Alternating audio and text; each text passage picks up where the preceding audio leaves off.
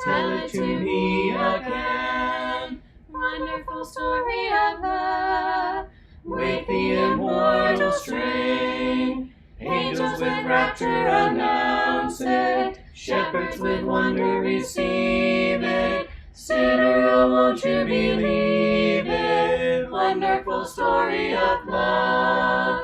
Wonderful story of love. Wonderful story of love. Wonderful story of love. Wonderful story of love.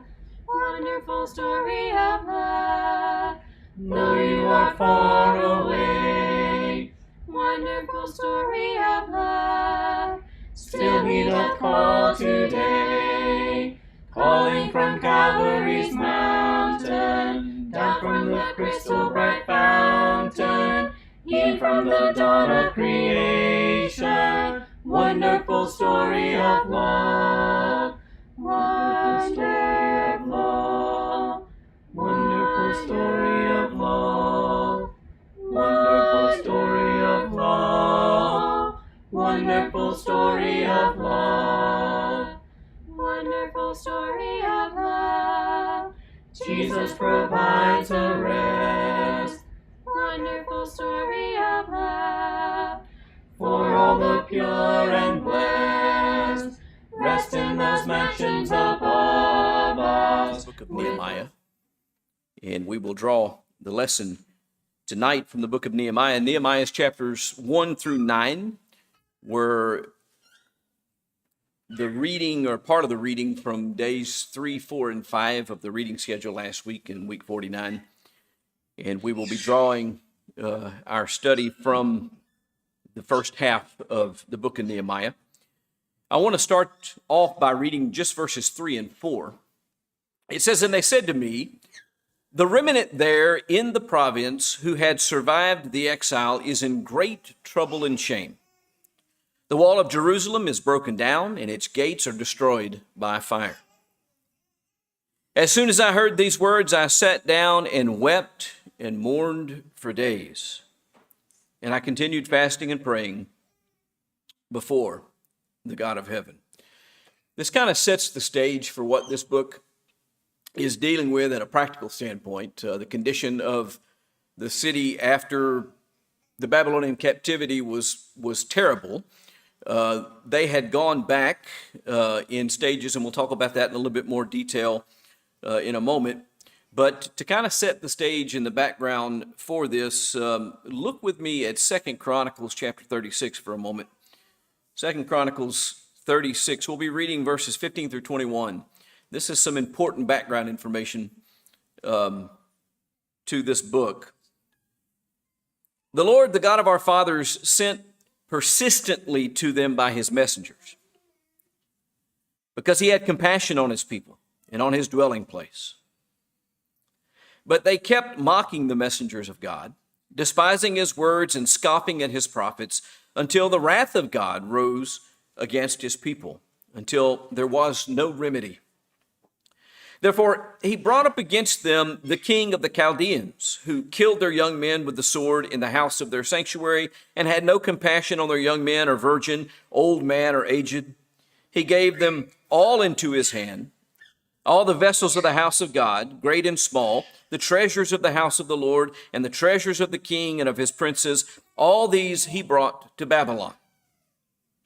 They burned the house of God, broke down the wall of Jerusalem, burned all of its palaces with fire, destroyed all of its precious vessels. He took into exile in Babylon those who had escaped from the sword, and they became servants to him and to his sons until the establishment of the kingdom of Persia, to fulfill the word of the Lord by the mouth of Jeremiah, until the land had enjoyed its Sabbaths.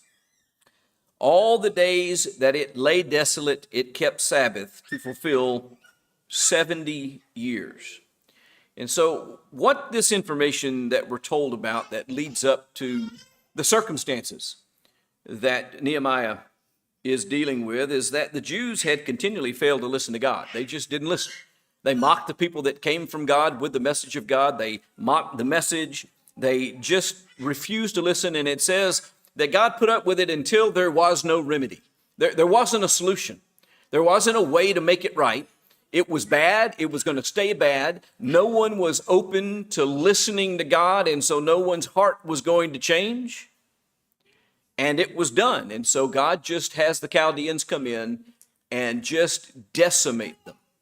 The ones that survived, that weren't killed, were carried away into captivity. The city was destroyed. The walls were torn down. The palaces were burned. The sanctuary of God was destroyed. All of the things and the instruments of the house of God were carried away. The wealth of the palace was carried away. Everything that was worth anything went to Babylon.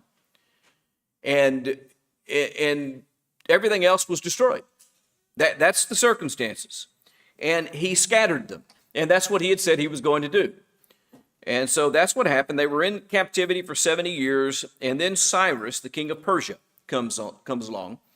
And Cyrus cleared the way for them to return.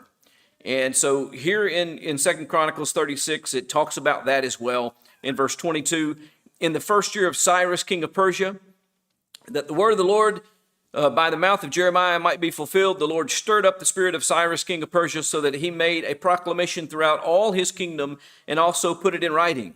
Thus says Cyrus, king of Persia, the Lord, the God of heaven, has given me all the kingdoms of the earth, and he has charged me to build him a house at Jerusalem, which is in Judah. Whoever is among you of all his people, may the Lord his God be with him, let him go up. And so this was the decree that Cyrus signed that allowed the people to go back to Jerusalem and start rebuilding. Now, this started under a man named Zerubbabel. And they went back around 536 and began to rebuild the temple. Ezra's chapters 1 through 6 deal with that period of time. Then Ezra comes onto the stage and he teaches the law to the Jews. He refreshes their memory of the things that God had said through Moses. And that's what the balance of Ezra chapters 7 through 10 are about. And then Nehemiah deals with this period of time, which is under Nehemiah, which is when Nehemiah goes back to rebuild the walls and return the people to keep the law. Now, Ezra had reminded them of the law and read the law to them and brought it back to their knowledge, but they were not yet keeping it. And so Nehemiah sees that they began to keep the law again. Now, we're going to concern ourselves with, obviously, the work of Nehemiah in this study. And particularly, we're going to just take a cursory look at the work of Nehemiah, but we're going to look at some characteristics in Nehemiah that made this work function. And it's important that we remember what 2 Chronicles 36 said about the people and about the fathers of these Jews, that they had persistently had the messengers of God sent to them because of the compassion of God and because God was concerned about his temple. He was concerned about his dwelling place. That's what that means. And they mocked the messengers of God. They despised the words. They scoffed at the prophets. They just refused to listen. Nehemiah is very different in character than that. And that's what we see from the beginning, even from the verses that we read to start with.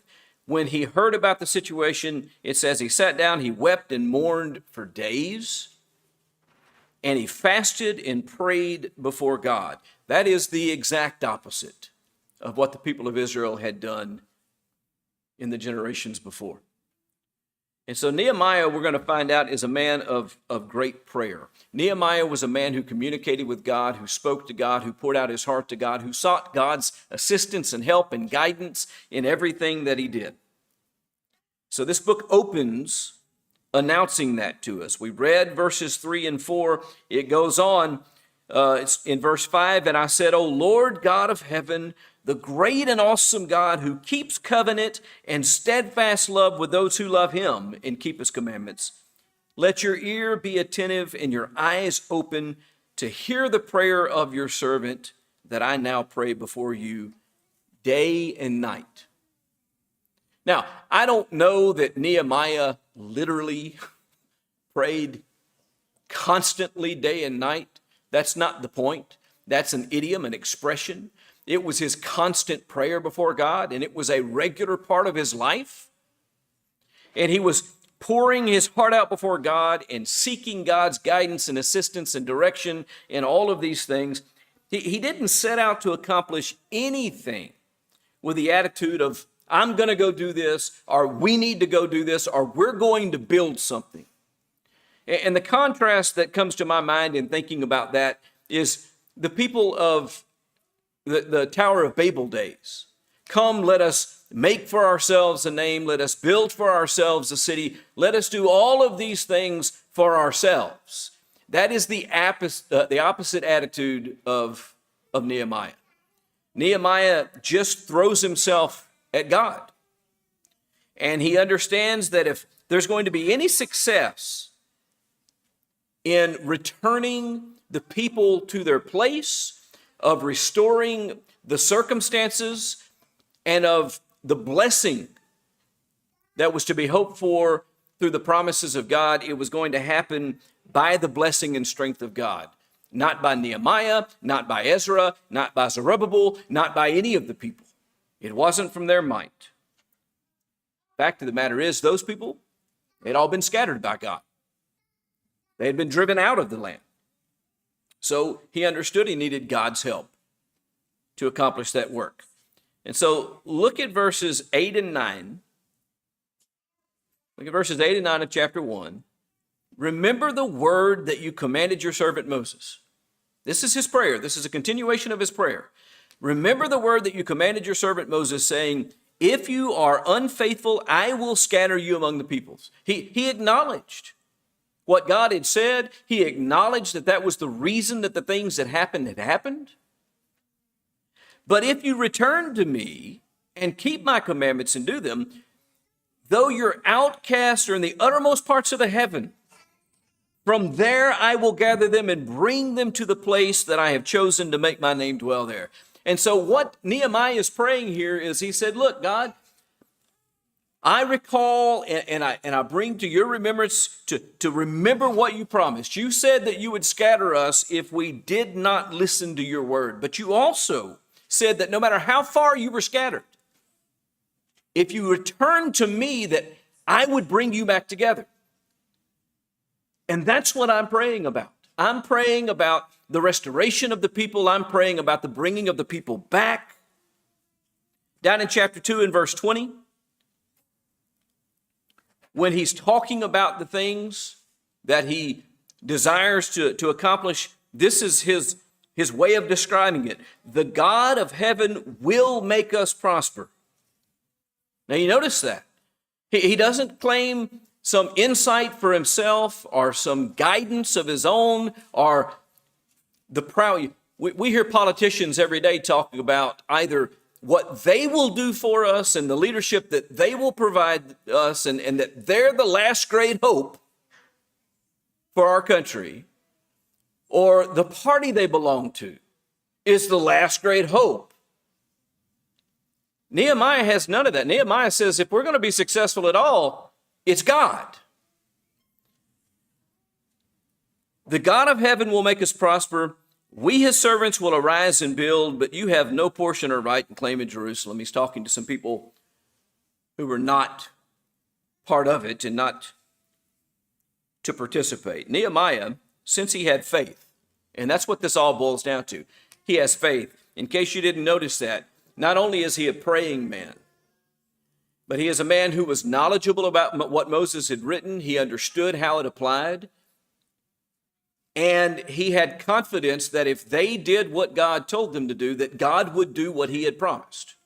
He was a man of great faith. He had conviction based upon the word of God. And since he had that faith, he prayed continually. And as you go through the first 6 or 7 chapters of this book, you see it over and over and over again. We saw in chapter 1, we read part of it, his prayer for restoration. But bring us, we're scattered all over, but bring us back and let us go there and let us build and let us be successful. Chapter 2, he has a prayer specifically before he goes into the king that he might have success in convincing the king to allow him to go and do this work. Chapter 4, verses 4 through 5, and in verse 9, we see him praying for success against the enemies of God. There were people out there that were working against them. Greg, in the opening, read from a section of Nehemiah that has to do with all of these people who were plotting against them. And Nehemiah knew about those people. He had known their intent to harm them, and he prays for success against the enemies of God. Chapter 5 and verse 19. He prays to God that God would remember the good things that he had done. And I tell you, for me, that's a very humbling thing to read. To read Nehemiah say, remember the good that I've done. I wonder sometimes whether or not we can offer that kind of, God, remember what I've done. I'm not sure I always want God to remember what I've done. So that tells us something about Nehemiah and the confidence Nehemiah had in God and the confidence he had in his following the commandments of God and God's promises based on that. Chapter 6 and verse 9, he prayed for strength. He understood that when it got hard and it was difficult, that it was not by his own strength that he would be successful. No, he needed strength from God. Verse 14 of chapter 6, he prayed that God would remember others according to their works. Don't forget what these people have done to us. If we would be successful at the work of God, and that's what we're talking about here. This was not Nehemiah's work. This was God's work. And if we would be successful at the work of God, prayer must be where we began. And it must absolutely rule every aspect of what we do. That's what we find. That's part of the point of this record. And so we see this godly, faithful man and the role that prayer played in his life and what was accomplished. Because he offered earnest and sincere prayers day and night. He offered informed prayers. He knew about God. He knew about the will of God. He knew what God had said. He knew what God had promised. And he offered informed prayers based upon those things. And he recognized and honored God in those things that he said. But that's not all that he was. He was a man of prayer, but he was also a man of performance. And when we talk about prayer, I think a lot of times what happens is that's where we get stuck.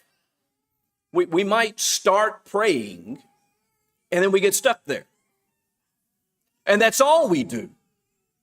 But that's not what we see when we look at Nehemiah. He was a man of performance as well. When he received news of the condition of Jerusalem, these are some things that he didn't do. He didn't say, Zerubbabel should have taken care of that. And he didn't say, Ezra should have at least fixed that problem. Shame on Ezra. Shame on Zerubbabel. What are they doing?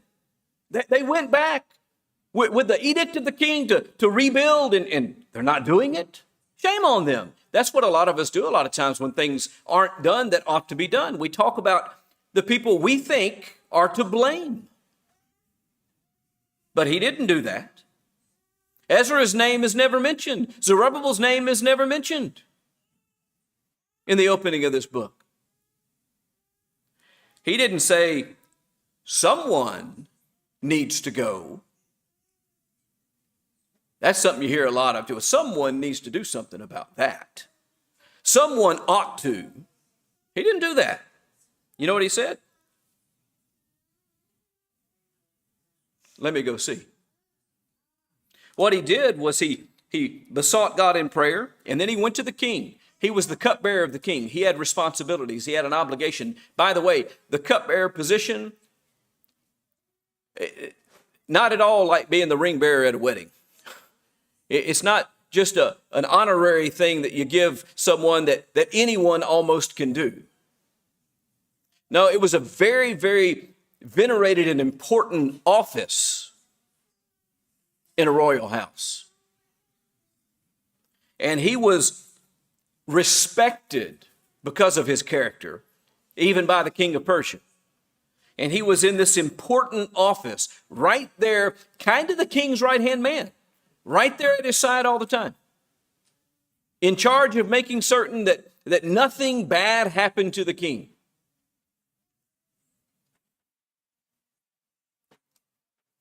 And he has to go to the king and say, you know, king, I got news from home. It's not good. Actually, he didn't have to do that. You know what the text actually tells us? Is he was sad. He didn't say anything about it to the king at all. The king actually noticed that he was sad. And he said, you know, what's up? You don't have any reason to be sad. Why are you sad? You're not normally like this. What's wrong? He was concerned about it. And that opened up the opportunity for him to say, well, these are the circumstances. And so this is what I'm going to ask you. Can I leave my job? Can I have a leave of absence and be allowed to go back to Jerusalem and see what's going on there and see what can be done about it? That's a big ask. But that's what he did. He didn't sit around and say, you know, I'd really like to see something change and I really wish somebody would do it, but I got to work. I got this important job. I can't leave. The king depends on me. No, he went in and said, will you let me go?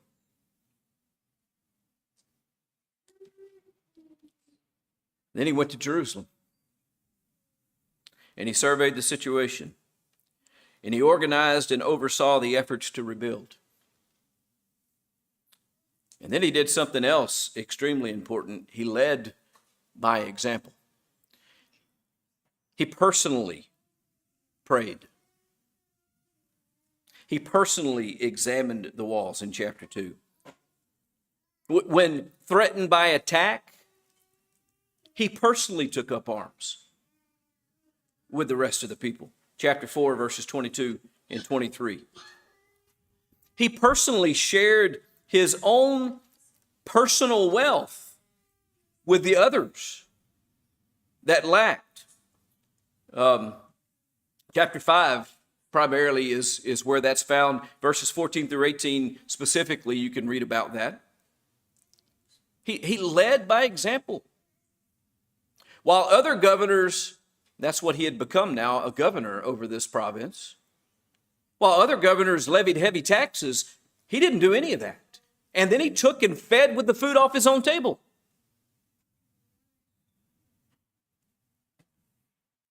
He led in giving to the work. Chapter 7, verses 70, 71, and 72 talks about that. He wasn't just a fundraiser. He was a giver. Nehemiah was a doer. He wasn't a talker. And that is extremely important. His prayers weren't empty prayers. And his prayers weren't the kind of prayers that often are offered, which are, I suppose, beseeching God to act like a genie and magically change things for us. No, his prayers were about being empowered himself to be successful in doing the things that needed to be done and then getting up and going about the business of doing them. He was as James would much later call it, a doer of the word and not merely a hearer. He also didn't just say what needed to be done and expect other people to do it. He did it with them. He had the courage to do this work under many, many adverse circumstances. Chapter 2 and verse 19 talks about the great pre-work intimidation that was going on. When he announced what they were going to do, there were lots of people standing around saying it can't be done. You might as well not even try. If a fox jumps on the wall, it's going to fall down, would later come up. All of this intimidation to try to stop it from even beginning. You know, the kind of things like, well, nobody cares. Nobody will listen. There's nobody out there that's interested in the world. There's no point in going to talk to our neighbors about the gospel. Nobody wants to listen to us. So I'll just sit here and watch TV. He didn't let any of that. I'm not going to say he didn't let it play on his mind. It probably did. I can't imagine that it didn't. But he didn't let it stop him.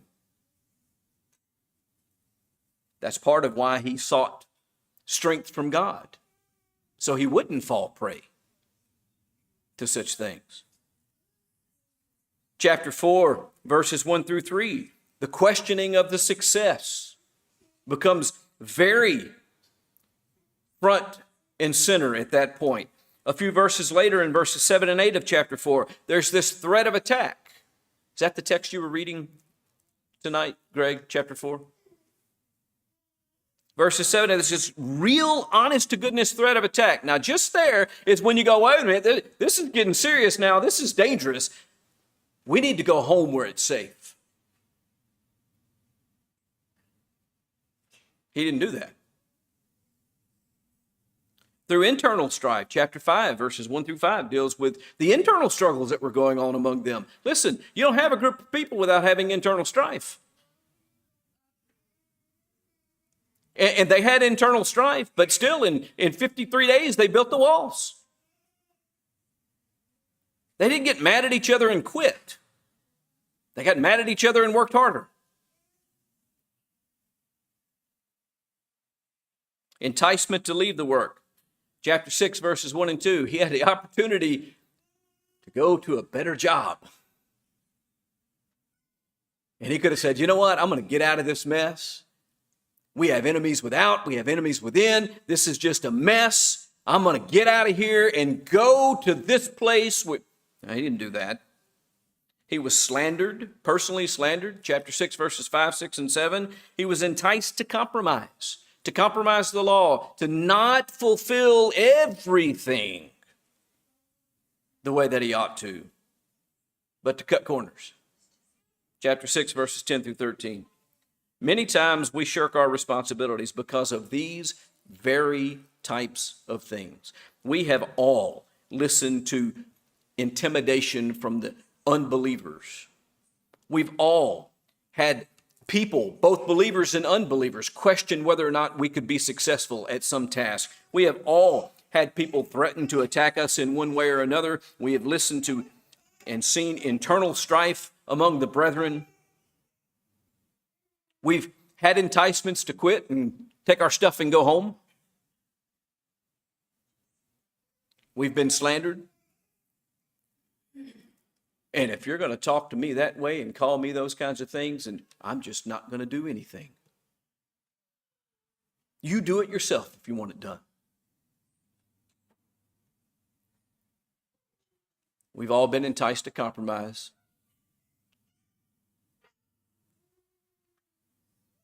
We have to take up the mantle of godly courage. That's what we see in the person of Nehemiah. Godly courage.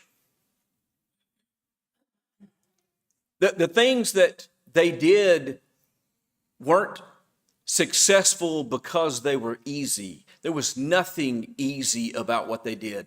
God's strength and God's provision and God's blessing of that work did not make the work easy. It made it possible. They still had work to do. And they did it. Nehemiah wasn't some superhuman. Nor was that group of Jews, that special group of Jews in Jerusalem that Nehemiah was working with, some class of special people. I think sometimes we get those kinds of ideas in our head too, that there's just this really special church over here and they can do great things, but the rest of us, we're just dysfunctional. We can't work like that. It's just special people there. No. Just ordinary people doing extraordinary things because of their commitment to serving God. He was an humble servant of God. He was a man of prayer. He was a man of great courage. He was a doer. He was an example. He was a man of faith. And he was just an ordinary guy. Just like James would later talk about Elijah being a man just like us. And though he was a man just like us, he prayed God that it would stop raining, and it didn't rain for 3.5 years. And then he prayed God again that it would rain, and it began to rain. What's James's point? Well, Elijah is just an ordinary man like you and me, and if Elisha's prayer can be effective, guess what? So can yours. It's the same lesson here. Nehemiah is just an ordinary guy like you and me. But if we go about our living the way that Nehemiah went about his living, we might accomplish some extraordinary things. Not because we're so great, but because we serve a great God. And if we're seeking to do the will of God, and we're seeking to accomplish the things that God desires to be accomplished, and we're willing to do it according to His will and give Him the praise and glory, you know what God's promised? That we'll accomplish the purpose. That we'll do what He desires to be done. And so if we hope to have success in the work of the Lord, by the way, we can talk about this on any level. As individuals, we can talk about this in our homes. We can talk about this in local churches. We can talk about this at any level we want to talk about it. If we want to have that kind of success, the kind of success that the Jews had in Nehemiah's day, here's the question: what sort of people ought we to be in conduct, in godliness? Here it is. Humble servants of God. That's the kind of people we should be. People of prayer. People that aren't ashamed to pray to God. People that aren't afraid to ask God for strength and help and direction, success. People that live the kind of lives that people like Job lived, and that apparently Nehemiah lived, where we can say, hey, remember what I've done. When this is all over with, at least remember what I've done. Again, like I mentioned earlier, sometimes my prayer is actually, Lord, forget what I've done. Please don't hold that against me. There's a time and a place for that prayer as well, by the way. I think there was a time and place for that prayer with Nehemiah. We have to be people of courage that aren't afraid of the mockers, that aren't afraid of the shame and the reproach. We studied in the Bible study this morning in the Gospel of Mark about the teaching that Jesus gave the 12. And He said, look, when the shepherd struck down, the sheep are going to scatter. You're all going to deny me. Peter says, not me, the rest of these folks may, but I'll die before I deny you. That was a lot of talk. Before the day was over, Peter had denied Him 3 times. We have to be more courageous than that. You know why? Why Peter denied Him 3 times? Because of the shame and the reproach and the threat that came with being associated with Jesus. Peter was afraid to be associated with Jesus because he was afraid that he was going to get treated the same way Jesus was being treated.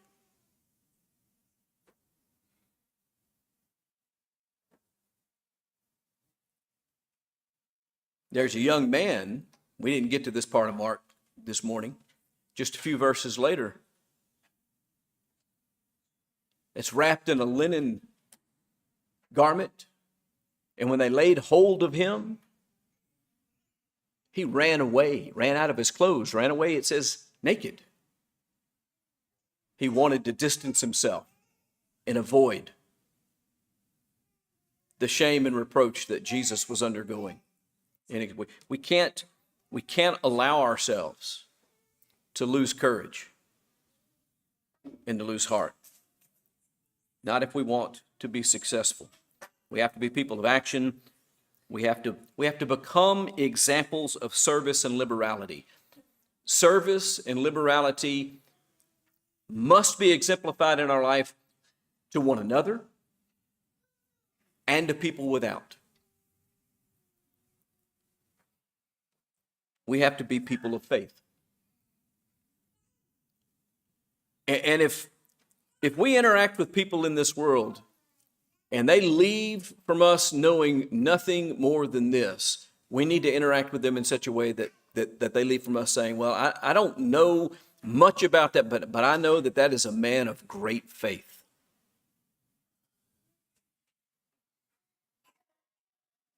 And if that's the way that we leave folks,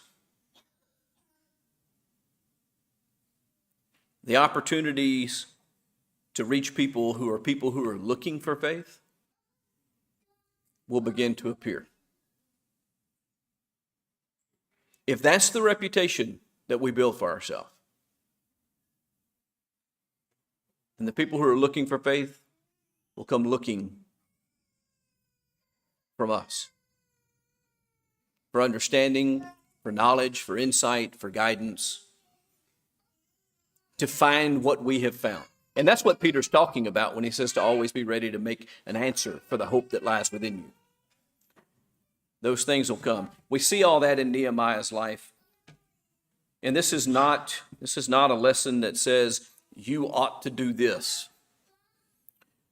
This is a lesson that says all of us, every single one of us, every one of us in this room tonight, every one of us is watching on the stream if it's working. Every person in this community, every person in this state, every person in this nation, every person in the world needs to be like Nehemiah. And so the real application of this lesson is not, boy, I sure am glad that so-and-so heard this, or I think I need to share this with so-and-so. The real application of this is for me to go home and meditate on it myself and say, what changes do I need to make? Where am I lacking in this regard? Because it starts with one.